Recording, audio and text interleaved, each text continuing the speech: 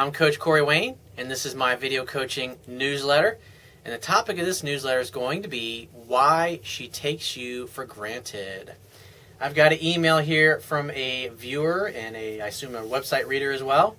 He says, "Dear Corey, I am writing to ask for advice on the current status of my relationship. I've been dating my girlfriend for more than 5 months.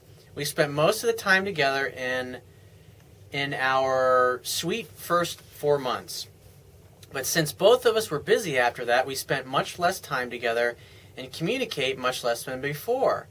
Conflicts and arguments escalated during our busy period." And if you're arguing with your girlfriend, it tells me you don't understand women at all. Because men who understand women, they never fucking argue with them. They communicate in a mature adult manner. If you want to learn how to do that, in my book, I go into extensive detail in probably the last third of the book on communication skills, how to talk to women, how to get what you want without arguing. I mean, because at the end of the day, the purpose of all relationships is you go there to give. And two people are in a relationship, you're just basically there to meet each other's needs and make each other happy, make each other feel loved, supported, and honored. So he says, "My girlfriend ignored my messages regularly, even important ones, and sometimes when I talked to her, I got blamed innocently."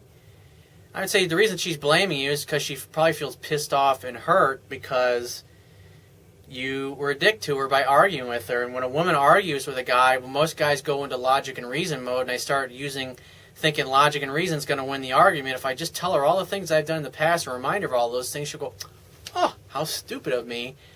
But the reason women get more and more pissed off when you try to win an argument with them is because you're not communicating to them that you understand why they're hurt or why they're upset, and you don't take the time to shut your fucking mouth and listen. How many times have you heard a woman say to you, "You're not listening," or "You don't listen to me," or "You didn't listen to me"? Usually they'll throw those things in your face constantly, and eventually after you break up, they'll just say, "You didn't listen."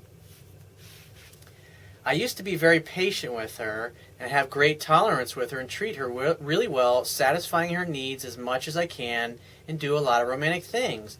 But I was really upset for that month that I can't control myself and complain to her and tried to explain and resolve our misunderstandings during that month." Well, what do you expect? When you're a dick to her like that, you're just communicating that you're a guy who doesn't understand women. And the longer she stays with you, the more you hurt her emotionally. And when you hurt a woman emotionally and you're not able to open her up because you don't know how to communicate with her like an adult, she's going to shut down you and push you away. "However, I was careless and inconsiderate that I wasn't aware that my girlfriend was tired after work and was bothered with some family issues. She started to avoid me more and more one day, and then one day she finally revealed to me that she was so pressured and wanted us to calm down." And you're using the family issues as the excuse, but what it really is the fact that you just have not developed any skills of communication with her. I did a YouTube video a while back called "How to Communicate with Women Effectively." You can watch that too. But ideally, you need to read and download my book so you can learn how to effectively do that, because I go in a lot of role-playing situations, actual situations that I've been in, my own relationships in the past, and it'll really help you understand what you need to do to communicate with a woman effectively.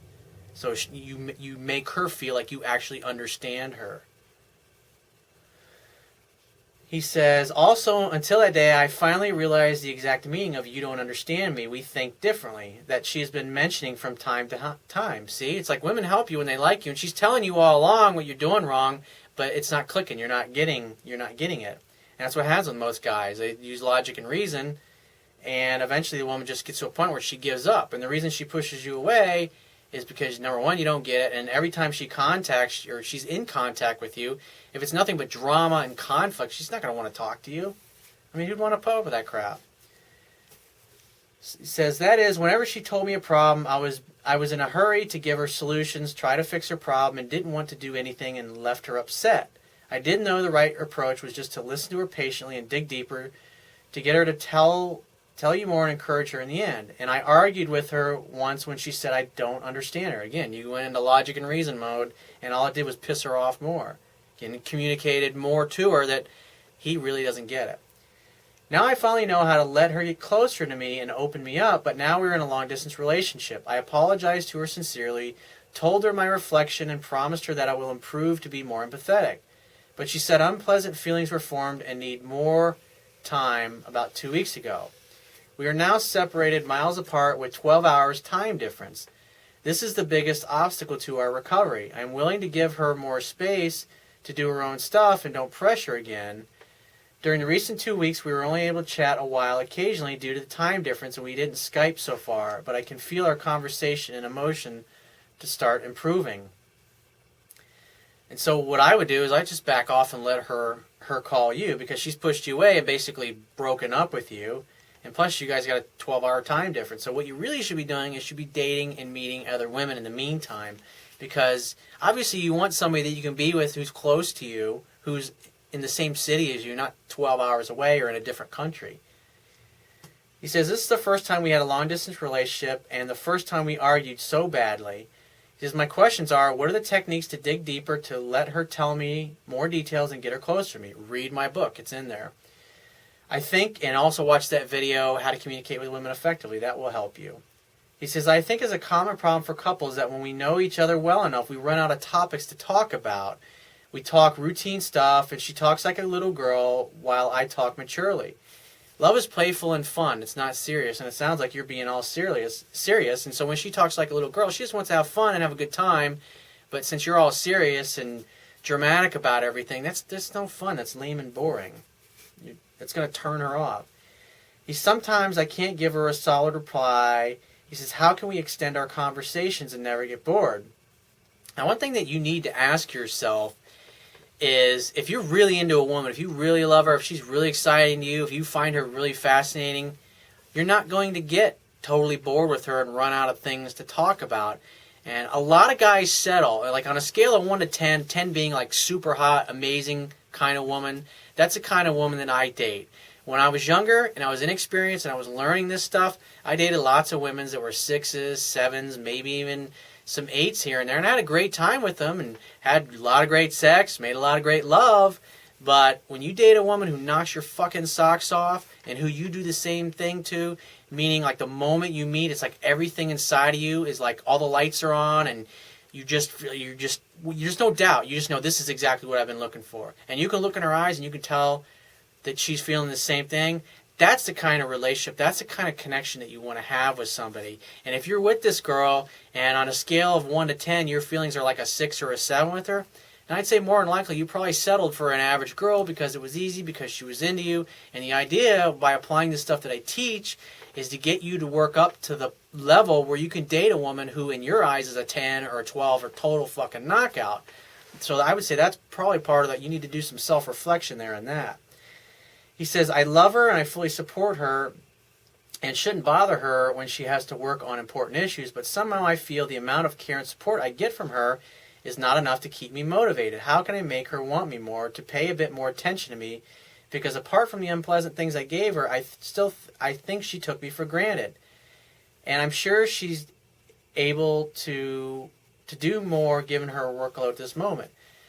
I wouldn't say it's so much that she took you for granted, it's just that you mistreated her and you caused her to feel so many unpleasant feelings for so long that whenever she talked to you or she interacted with you, it just stimulated her negatively. And women are driven by their emotions. And the idea is you want to make women feel good when you talk to them and when you're around them. And if you're making them feel lousy all the time, of course they're going to take you for granted. They're just going to not want anything to do with you. So my suggestion to you is go to my website, and underneath the email sign-up box, you can read my book. If you don't have access to Kindle, because I know some countries doesn't have the ability to, Kindle's just simply not available, but you can read it for free in the members area of my website. All you have to do is sign up for the email list, and on the next page, there'll be a link there, and that'll take you to log into the members area. And as soon as you log in, or as soon as you go to that page, the book will come up. You can read it right in your browser. If you want to download the PDF version, you can do that. So if you want to get the Kindle version of my ebook, which I highly recommend, go to my website, and underneath the email sign-up box is the box that will take you to the Kindle download page. Click that link, and it'll take you right to the download page, and then on the right-hand side there's a button that will enable you, because you don't have to have a Kindle device to read the Kindle version of my book. All you have to do is download one of their free apps. They've got apps for Android phones, smartphones, iPhones, tablets, PC, Mac. Pretty much any device can be turned into a Kindle with their free e-reader app. And so once you download that, it only takes seconds to download my book, and you can be reading it in no time.